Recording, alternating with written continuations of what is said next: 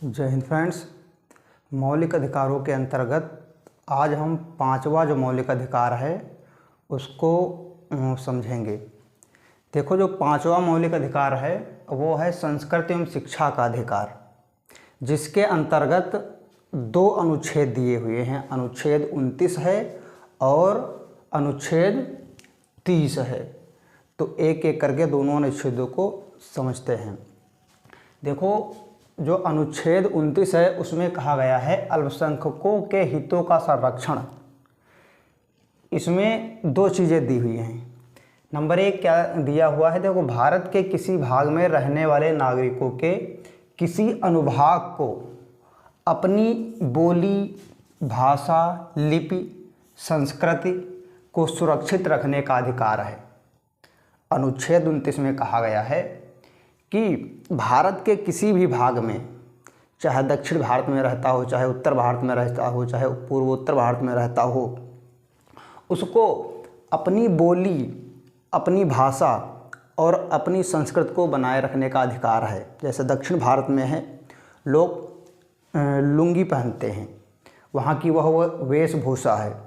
अगर वही लुंगी अगर यहाँ उत्तर भारत में पहनी जाए तो लोग हंसेंगे। बिहार की संस्कृति क्या है, वहाँ पर लोग गमछा बांधते हैं। जो आदिवासी लोग होते हैं तो वो उनके कान कई जगह छेदे होते हैं, नाक में दोनों तरफ पहनते हैं, यहाँ पहनते हैं। तो वह उनकी संस्कृति है आदिवासियों की। तो वो उनकी जो संस्कृति है, अपनी संस्कृति को उनको बनाए रखने का अधिकार है। इसमें सिर्फ धर्म से संबंधित जो अल्पसंख्यक हैं उनके बारे में ही नहीं कहा गया है। बहुसंख्यक भी जो हैं, धर्म के आधार पर या भाषा के आधार पर जो अल्पसंख्यक हैं अन्य की अपेक्षा, तो उनको अपनी संस्कृति को बनाए रखने का बिल्कुल अधिकार है। दूसरी चीज़ क्या इसमें कहा गया है, पूर्णतः वित्त पोषित या सहायता प्राप्त संस्थानों में किसी नागरिक को धर्म, जाति, भाषा के आधार पर प्रवेश से वंचित नहीं किया जाएगा। जो सरकारी विद्यालय हैं या सरकारी संस्थान हैं तो उनमें किसी को धर्म के आधार पर या जाति के आधार पर या भाषा के आधार पर अगर वो अल्पसंख्यक हैं तो उनको प्रवेश देने से वो संस्थान वंचित नहीं कर सकता है। तो इसमें दो चीज़ें दी हुई हैं। हाँ, देखो, सुप्रीम कोर्ट ने कहा है कि यह व्यवस्था केवल अल्पसंख्यकों के मामले में नहीं है, क्योंकि नागरिकों के अनुभाग शब्द से अभिप्राय अल्पसंख्यक और बहुसंख्यक दोनों से है। वही बात है, इसमें सिर्फ अल्पसंख्यकों के लिए व्यवस्था नहीं की गई है। बहुसंख्यक में भी जो हैं, जो अपने रीति रिवाज से या संस्कृति में अन्य की अपेक्षा कम हैं, तो उनको अपने रीति रिवाजों को, अपनी संस्कृति को बनाए रखने का बिल्कुल अधिकार है। और सुप्रीम कोर्ट ने क्या कहा है कि भाषा के लिए लोग आंदोलन कर सकते हैं। जैसे भोजपुरी भाषा है, ये संविधान की में जो 22 भाषाएं दी हुई हैं उनमें उसका स्थान नहीं है, तो वो लोग बिल्कुल आंदोलन कर सकते हैं राजभाषा बनाने के लिए, 22 भाषाओं में सम्मिलित करने के लिए। या कि भाषाई रूप से जो अल्पसंख्यक हैं उनको लोग उनकी राज्य जो है अवहेलना कर रहा है, या कि अन्य लोग भाषा के आधार पर प्रताड़ित कर रहे हैं, तो बिल्कुल वो जो भाषा से जो अल्पसंख्यक हैं तो वो जो है आंदोलन कर सकते हैं। अब जो अनुच्छेद 30 है उसमें क्या कहा गया है कि शिक्षा संस्थाओं की स्थापना और प्रशासन करने का अल्पसंख्यक वर्गों का अधिकार। इसमें जो अल्पसंख्यक वर्ग के लोग हैं उनको अपने शैक्षिक संस्थानों को खोलने से संबंधित जो संविधान में जो अधिकार दिए गए हैं उसके बारे में बताया गया है। इसमें क्या है, सभी अल्पसंख्यक वर्गों को अपनी रुचि की शिक्षा संस्थानों की स्थापना और प्रशासन करने का अधिकार है। बिल्कुल, जो धर्म के आधार पर जो अल्पसंख्यक हैं, जैसे जैन हैं, बौद्ध है, सिख है या मुस्लिम हैं, उनको अपने धर्म से संबंधित शैक्षिक संस्थानों को बिल्कुल खोलने और प्रशासन करने का अधिकार है। और यदि राज्य द्वारा किसी अल्पसंख्यक संस्थानों को अधिग्रहण करना या लोक हित में आवश्यक है तो राज्य अधिग्रहण करेगा, परंतु क्षतिपूर्ति उचित बाजार दर से कम नहीं। कहने का मतलब यह है, देखो संपत्ति का अधिकार जो है 44वें संविधान संशोधन के तहत 1978 में इसको तो यहाँ से हटा दिया, मौलिक अधिकार से 300 का में जोड़ दिया गया। इसमें ये कहा गया है अगर मान लो कोई अल्पसंख्यक संस्थान है, सरकार जो है राष्ट्र हित में, जनहित में अगर मान लो कोई रोड निकालना चाह रही है, ट्रेन की पटरी बिछवाना चाह रही है और वहाँ पर आवश्यक है, तो वो जो अल्पसंख्यक संस्थान है राज्य उसका अधिग्रहण कर सकता है।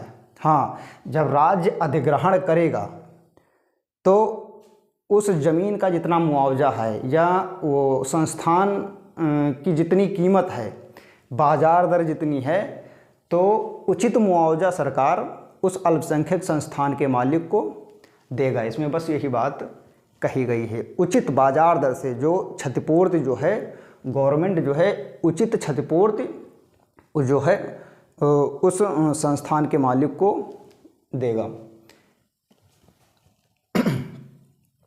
और इसमें 3 में क्या है, देखो राज्य आर्थिक सहायता में अल्पसंख्यक द्वारा प्रबंधित संस्थाओं के साथ विभेद नहीं करेगा।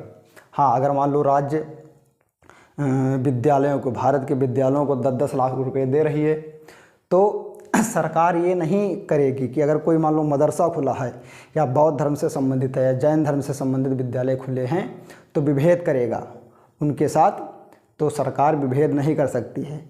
अगर जो निकला है 10 लाख रुपए देने का, तो एक तरफ से जितने भी विद्यालय हैं, अल्पसंख्यक विद्यालय हैं चाहे सामान्य विद्यालय हैं, सबको समान रूप से 10 लाख रुपए प्रोवाइड कराए जाएंगे। फिर आगे क्या है, देखो राज्य द्वारा आर्थिक सहायता प्राप्त व मान्यता प्राप्त संस्थाओं में राज्य के अनुसार, देखो अल्पसंख्यक जो संस्थान हैं, कुछ देखो आर्थिक सहायता प्राप्त हैं, कुछ मान्यता प्राप्त संस्थान जो हैं, तो राज्य उनमें शिक्षण स्टाफ, पाठ्यक्रम, शैक्षिक मानक, अनुशासन जो है ये राज्य के अनुसार उसके अंदर उन संस्थाओं में होगी। जैसे कुछ मदरसा विद्यालय हैं तो उसमें वो सिर्फ धर्म से संबंधित शिक्षा देते हैं, तो ये नहीं हो सकता। अगर राज्य उसमें सहायता कर रही है, एडेड विद्यालय हैं, राज्य से सहायता प्राप्त विद्यालय हैं, तो उसमें सामान्य शिक्षा भी दी जाएगी, गणित की, विज्ञान की, सामाजिक अध्ययन की, इंग्लिश की, ये शिक्षा भी साथ में दी जाएगी। कहने के बाद राज्य जो नियम निकालेगा उन विद्यालयों का टाइम टेबल, विद्यालय खुलने का टाइम, बंद होने का टाइम, जो राज्य जो है जो पाठ्यक्रम रखेगा उसी पाठ्यक्रम के अनुसार उस संस्था को नियम बनाने पड़ेंगे, उसी के हिसाब से उस संस्था को चलना पड़ेगा। फिर इसमें क्या है, देखो नामान्यता व सहायता न लेने वाले संस्थान। हाँ, जो अल्पसंख्यक संस्थान हैं जिनको मान्यता नहीं प्राप्त है, मतलब जो सहायता भी नहीं प्राप्त है, मान्यता भी नहीं प्राप्त है, वो स्वतंत्र हैं, वो अपने हिसाब से नियम कानून अपने संस्थान के लिए बना सकते हैं। हाँ, लेकिन उन पर भी जो सामान्य नियम, जैसे ठेका संस्थान हैं, वो शासी निकाय अपने हिसाब से वो उसमें मैनेजमेंट कर सकते हैं, और उन विद्यालयों में जो शिक्षक कर्मचारी व या अन्य स्टाफ जो है वो अपने हिसाब से उसमें उन शिक्षकों का चयन वो संस्थान कर सकता है। और हाँ, वो जो संपत्ति है, वो संपत्ति जो है अगर मान लो उस संपत्ति